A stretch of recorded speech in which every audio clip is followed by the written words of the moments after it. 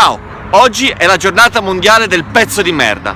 Il mondo e l'Italia sono popolati da grandissimi stronzi e oggi a loro va il nostro pensiero. Essere dei bastardi non è una malattia, anzi, spesso è indice di grandi capacità manageriali e attitudine alla leadership. Lo sapevi che più dell'80% della classe dirigente italiana è composta da dei pezzi di merda? E lo sai che la maggior parte di loro non sanno di esserlo? Aiutiamoli a capirlo, non c'è niente di male. In tutte le città d'Italia potrai unirti ai volontari dell'associazione Senza Vergogna nelle numerose iniziative che loro faranno. A Milano, ad esempio, a partire dalle ore 11, attività per i ragazzi fino a 12 anni con corsi gratuiti di bullismo. A seguire, pranzo gentilmente sottratto ai poveri e ai profughi che salteranno pasto in segno di solidarietà.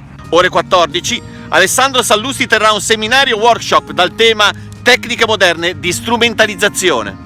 A seguire Belpietro condurrà il dibattito Ku Klux Klan, un'opportunità per l'Italia? Intervieranno Daniela Santanché e Giuseppe Cruciani. Ore 19 a Perimerda. Alle 21:30 spettacolino di cabaret con il trio Massa Fecale Solida. Eseguiranno battute copiate dai più grandi comici italiani. Chiuderà la giornata grande comizio di Matteo Salvini. Io sono fiero di essere un pezzo di merda. Se anche tu lo sei o ne conosci qualcuno, scarica gratuitamente sulla nostra pagina Facebook questa coccarda. Potrai appiccicarlo sulla macchina del tuo principale, oppure inviarlo via mail a un tuo collega di lavoro, o anche, nel sonno, di nascosto, tatuarlo in fronte a tuo marito.